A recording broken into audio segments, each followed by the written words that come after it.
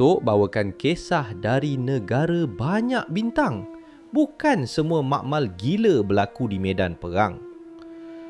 Di tanah Amerika sendiri, saintis CIA membuka satu babak gelap. Projek MK Ultra. Tahun 1950-an hingga 1960-an. Di sini, manusia dijadikan tikus makmal dalam dunia tanpa hukum. Eksperimen gila.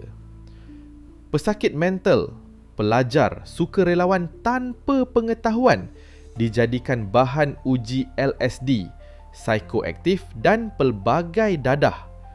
Mereka diberi dos ubat psikoaktif untuk lihat kesan pada minda, termasuk hilang ingatan, halusinasi dan kegilaan sementara. Sesetengah diuji dengan kejutan elektrik, pengasingan total, hipnosis ekstrim. Semua itu dilakukan tanpa izin atau persetujuan mangsa.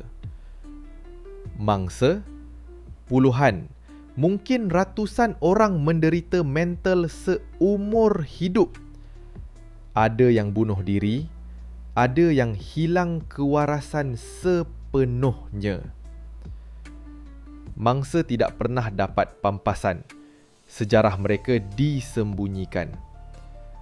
Hasil kononnya, data digunakan untuk kajian kawalan minda, psikologi perang dan asas farmakologi psikiatri.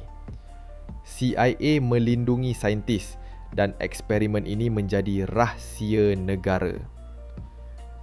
Nasib saintis. Tiada seorang pun saintis dihukum. Ramai teruskan kerjaya. Ada yang jadi profesor universiti, ada yang dapat kontrak kerajaan. Dokumen MK Ultra hanya dibuka 20-30 tahun kemudian. Ramai yang sudah meninggal. Cucu, cuba fahamkan ini. Orang biasa main judi, curi, bunuh seorang, hukum gantung.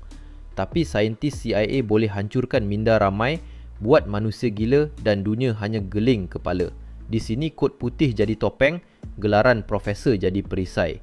Inilah dunia yang pilih untuk puja pembunuh berkod putih, tapi hina orang kecil yang hanya terdesak hidup.